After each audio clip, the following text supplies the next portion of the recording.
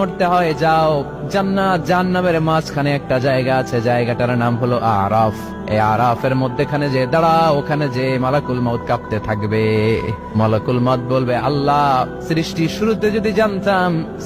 শুরুতে যদি জানতাম সবাইকে মৃত্যুদান করার পরে, রূহ কবজ করার পরে আমাকেও মরতে হবে, তাহলে এই কঠিন দায়িত্বের ব্যাপারে আপনার কাছে ক্ষমা চাইতাম। আজকে আমারও যে ভাগ্য বরণ করে নিতে হবে সৃষ্টির শুরুতে, আমি এটা কল্পনাই করতে পারি নাই। আল্লাহ বলবেন, নো টক, মুত ইয়া মালাকুল মউত, মরে যা, মরে যাও। বলার সাথে সাথে মালাকুল মউত এক বিকট চিৎকার হাঁকিয়ে মরে যাবে। মালাকুল মউতের চিৎকারটা সেদিন এত ভয়ঙ্কর হবে, বিষ্ণু ঈসা ইসলাম বলেন, ওই চিৎকারের আওয়াজ যদি পৃথিবীর মানুষেরা কান দিয়ে শুনতে পেত, তাহলে কিয়ামত সংগঠিত হওয়ার জন্য আলাদা করে ইসরাফিলের সিংহার প্রয়োজন হতো না। ওই চিৎকারের আওয়াজে প্রতিটা মানুষ কানের পর্দা ফেটে ওই জায়গায় লাশ হয়ে পড়ে যেত। এবার ডানে বায়ে সামনে পেছনে উপরে নিচে কেউ নাই, একজন ছাড়া। জোরে বলতে হবে, তিনি কে?